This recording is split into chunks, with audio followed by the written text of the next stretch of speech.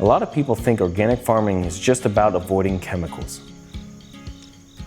It's true that organic farmers are prohibited from using GMOs, which are plants and animals that have their genetic makeup modified in a lab, as well as most chemicals like pesticides and herbicides. But organic and regenerative agriculture is really about farming with nature. That's why on our farm you'll see lots of biodiversity, different plants and animals, even birds, bats, and bees. Every living thing plays a role and keeps the system in balance.